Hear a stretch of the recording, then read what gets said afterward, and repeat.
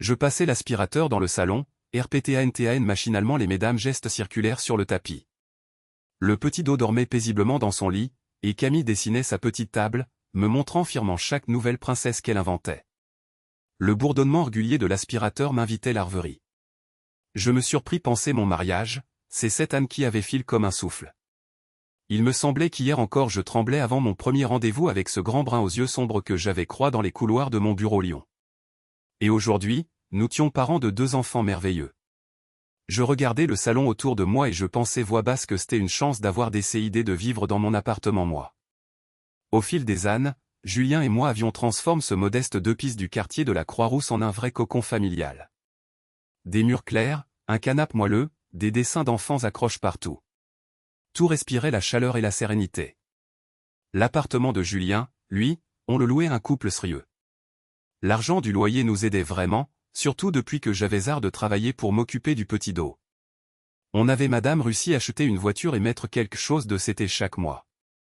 Julien RPTA est toujours qu'une famille sans matelas financier, c'est une famille fragile. Soudain, le téléphone sonna à travers tout l'appartement. C'était ma belle Emereux. Sa voix ressonna dans le combat avec une douceur inhabituelle. Bonjour Macri, comment vont mes petits adores? Bonjour, Geneviève. Tout va bien.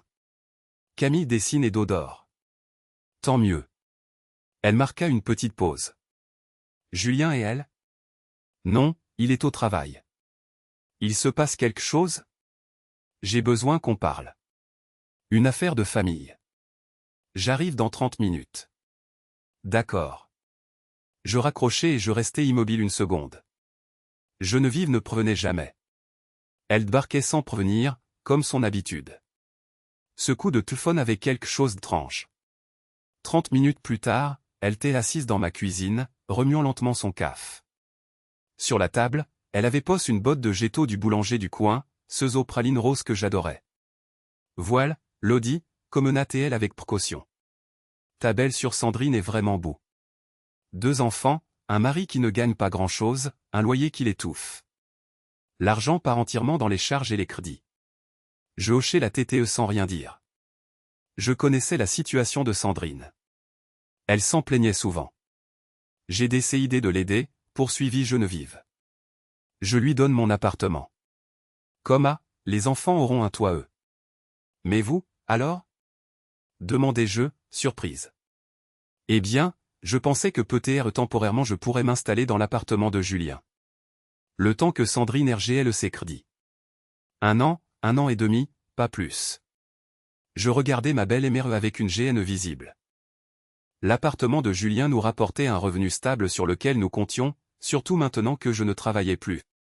Geneviève, il y a des locataires elle-bas. Oh, des locataires. Elle balaya l'air de la main. Vous les prévenez un mois l'avance et c'est RGL. Vous n'allez quand madame pas refuser à votre propre Emereux. Je fais A pour la famille, pour les petits. Des larmes apparurent dans les yeux de ma belle Emereux. Je me sentis mal à l'aise. D'accord, dis-je prudemment. On en parle ce soir avec Julien et on vous répond demain. Ne vous inquiétez pas. Le soir, je racontai tout Julien. Il resta longtemps silencieux, tambourinant nerveusement sur la table. Qu'est-ce que tu en penses, toi? Lui demandai-je. Il leva les yeux vers moi. Ma Emereux a besoin d'aide. Sandrine galère vraiment. Julien, je comprends tout à, l'interrompis-je doucement. Mais soyons honnêtes. On perd un revenu stable. On a 2 petits-enfants. Je ne travaille pas. Tu es sûr qu'on peut tenir? J'ai un bon salaire, on va s'en sortir. Et si tu tombes malade? Et si l'entreprise licencie? Cet argent du loyer, c'est notre filet de sécurité, tu le sais bien. Il se leva et fit quelques pas dans la cuisine. On voyait clairement qu'il tiraille entre l'envie d'aider sa famille et la responsabilité envers la sienne. Il s'accroupit devant moi et prit mes mains dans les siennes. Écoute, ma Emereux a promis que c'est temporaire. 1 an et demi maximum. Sandrine remboursera ses dettes et ma Emereux reprendra son appartement. On ne peut pas refuser. On peut. On ne veut pas, parce qu'on a peur de blesser. Lodi, c'est ma sûre. Et nous, c'est ta famille, soupirai-je. Mais je ne vais pas me battre elle dessus. Si toi, en tant que chef de famille, tu penses que c'est la bonne décision, alors essayons. Mais je te préviens, j'ai un mauvais pressentiment. Tout va bien se passer. Julien me serra contre lui. Ma mère ne nous laissera pas tomber. Elle pense nous aussi, pas seulement Sandrine. Allons-y. Le premier mois après l'installation de Geneviève se passa peu PRS sans accroc. Elle remerciait sans cesse, apportait des petits cadeaux aux enfants, et répétait que Sandrine allait s'en sortir rapidement. Vous savez, c'est juste pour un temps, disait-elle en caressant la TTE du petit dos. Dès que ma fille aura RGL ses dettes, je retourne dans mon appartement. Je hochais la TTE en essayant de croire au mieux, madame, si la perte du loyer avait sérieusement algue notre budget. Julien et moi faisions attention de ne pas en faire une montagne. L'essentiel, c'était d'aider la famille dans le besoin. Mais au bout de 3 mois, les choses commencent à changer. Geneviève venait de plus en plus souvent chez nous, l'air soucieux, soupirant profondément dans la cuisine et se plaignant de la vie. Un soir où nous prenions tous le café ensemble, elle lana d'une voix plaintive. « Julien, mon fils, tu ne peux pas savoir ce que à côté, les charges. C'est du vol, vraiment. » Julien leva un sourcil surpris. « Maman, les charges, c'est normal. C'est ce qu'on a toujours payé pour cet appartement. » « Comment ah, normal ?» dit-elle en levant les bras au ciel. 400 € par mois, c'est normal pour toi? Je vis la retraite, moi. Je restais fige avec ma tasse la main. Quelque chose dans le ton de ma belle-mère ne me plaisait pas du tout. Maman, tu le savais en venant. On a toujours PA. Pourquoi en parler maintenant? Je savais, bien sœur, dit-elle en agitant la main. Mais je pensais que peut-être vous m'aideriez. Je suis de la famille, après tout. Et puis c'est votre appartement. C'est normal que le propriétaire paye les charges, non? Julien et moi changeâmes un regard silencieux. Après un long silence, je demandai possement. C'est dire? Vous payez les charges de l'appartement au Sandrine en plus? On a perdu 1200 € de loyer mensuel pour vous aider.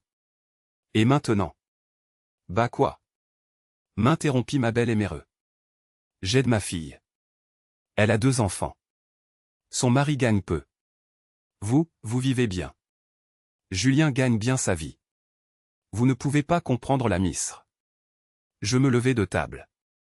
Mes mains tremblaient aigrement. Moi aussi j'ai 2 enfants. Le petit donne à madame pas un an. Je ne travaille pas. On vit sur un seul salaire. Et vous? Je martai, cherchant mes mots. Vous nous avez simplement utilis.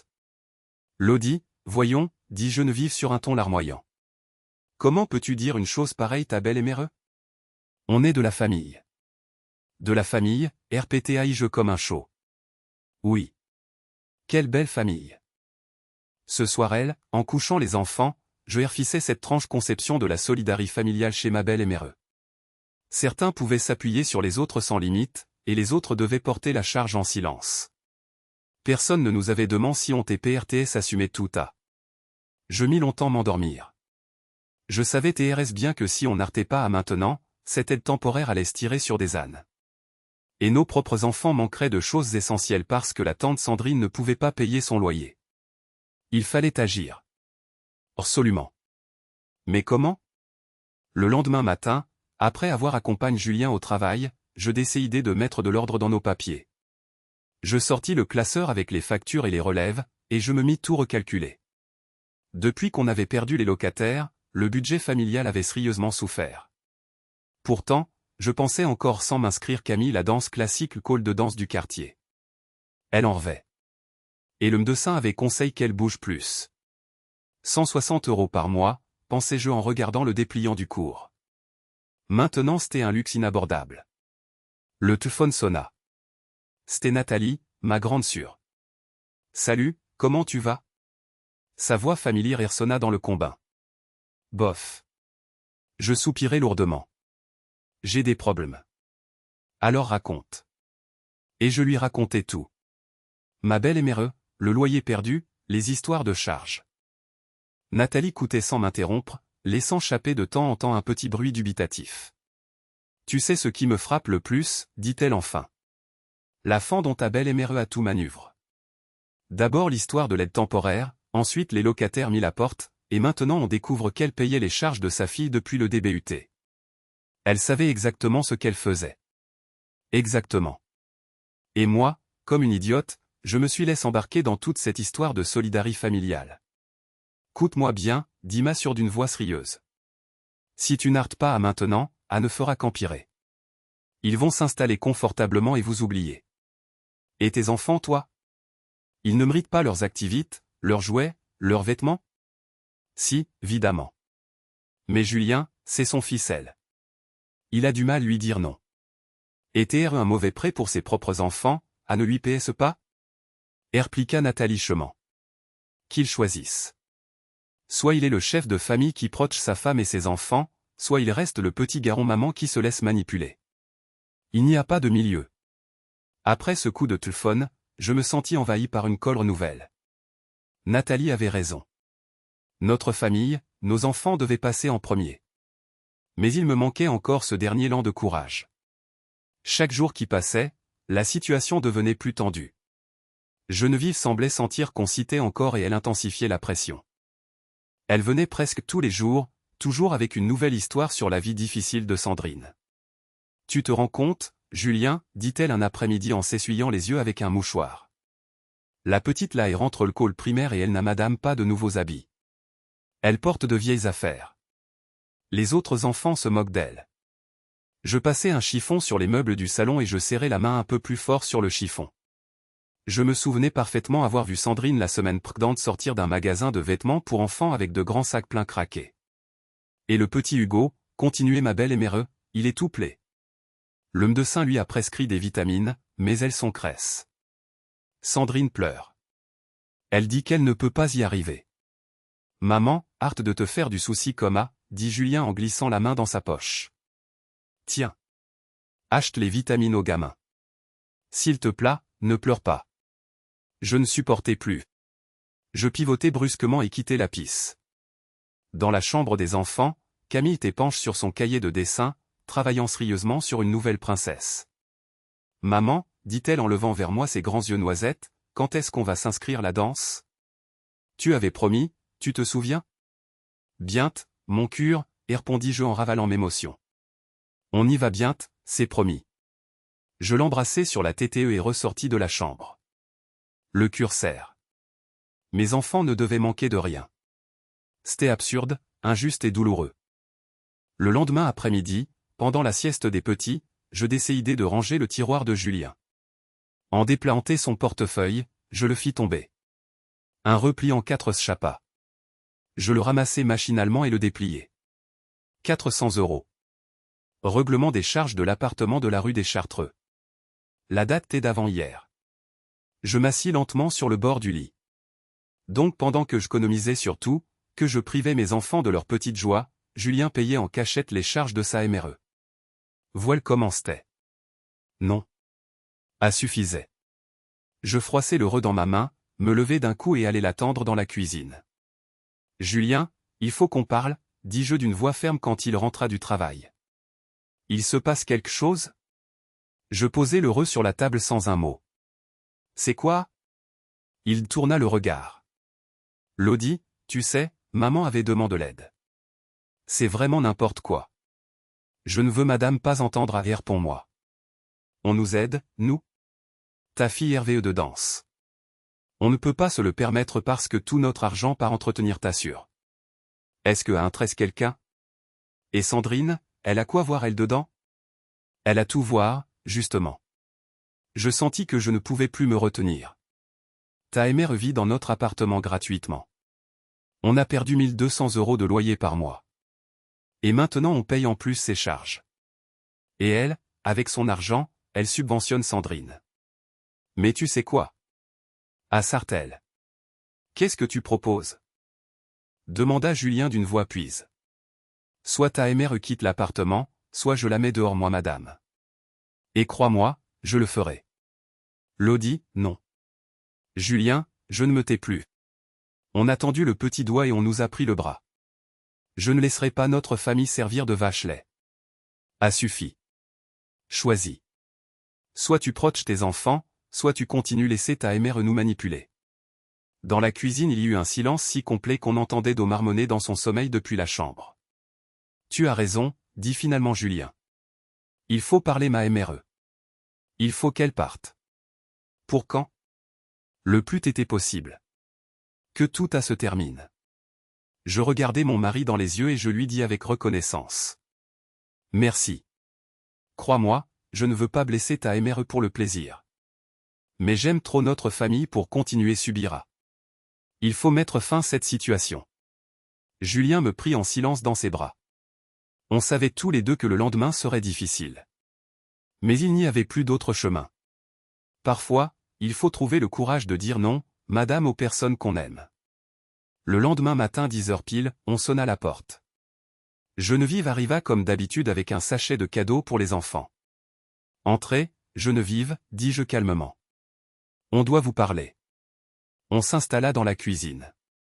Ma belle-mère ressortit son mouchoir habituel, PRT lançait un nouveau RCIT des malheurs de Sandrine. Geneviève. Je la regardai droit dans les yeux. Vous devez libérer l'appartement d'ici une semaine. Elle se figea. Elle murmura à peine. Comment? Vous devez quitter l'appartement. Vous avez une semaine. Mais, on avait un accord. Ses yeux battirent rapidement. La situation de Sandrine. Non, Geneviève. On ne parle plus de Sandrine. On vous aide pendant 4 mois. Malheureusement, on réalise qu'on ne peut pas se passer de ce revenu. On ne s'en sort pas financièrement. Le visage de Geneviève s'empourpra. Ah, c'est comme ça. Tu mets ta belle-mère à la porte, la mère de ton mari. Pas la porte. Vous pouvez aller vivre avec Sandrine. Vous avez un appartement vous que vous avez donné votre fille. Des notes hystériques apparurent dans la voix de Geneviève. Tu es sans cure. Comment peut-on faire une chose pareille? J'ai toujours su que tu t'es ghost, mais ce point. Tu ne penses que toi. Je sentis la colère monter en moi, mais je m'obligeai à rester calme. Je pense mes enfants. Ma fille qui est rêveuse de danser. Mon fils qui a besoin de nouvelles choses. Mon mari qui puisse subvenir 2 familles en madame temps. Et pour les neveux et nièces? Ils sont de ton sang qu'en madame. Ils ont un prêt et une MRE. Qu'ils travaillent et s'occupent de leurs enfants eux mesdames. Geneviève bondit de sa chaise. Je vais tout dire Julien. Il ne laissera jamais traiter sa MRE comme ça. Julien est au courant. C'est notre décision commune. Les 30 minutes qui suivirent ressemblent à un spectacle en solo. Ma belle MRE pleurait, menaçait, accusait, maudissait. Elle m'attribua tous les torts imaginables. J'écoutais sans changer d'expression. Une semaine, Geneviève, RPTAI d'une voix ferme quand elle fut bout. Dans une semaine, on change la serrure. Elle claqua la porte si fort que les cadres au mur tremblèrent. Le soir, Sandrine appela. Elle cria longtemps dans le combin, disant que j'avais détruit leur famille. Puis ce furent des appels de proches de Julien. Tout le monde jugeait, tout le monde donnait des léons. Mais je tenais bon. Pour la première fois depuis longtemps, je me sentais dans mon droit, et je n'avais pas l'intention de céder ER. Une semaine plus tard exactement, Geneviève libéra l'appartement. Que je ne vous revois plus jamais dans ma vie, l'ANATL en partant. Je hochai la TTE en silence. Amté complement gal. Le jour madame, Julien et moi changions la serrure et signions un nouveau contrat de location avec un jeune couple qui avait d'excellentes France. Le soir, en couchant les enfants, j'entendis Camille chuchoter son petit frais. Tu sais, Do, maman m'a inscrite la danse. Tu te rends compte? Dans l'appartement de la Croix-Rousse, la paix était enfin revenue. Plus de manipulation. Plus de culpabilité. Plus personne essayait de ménager tout le monde en madame temps. Juste une famille heureuse. Une maman, un papa et 2 enfants. C'est tout ce dont on avait besoin.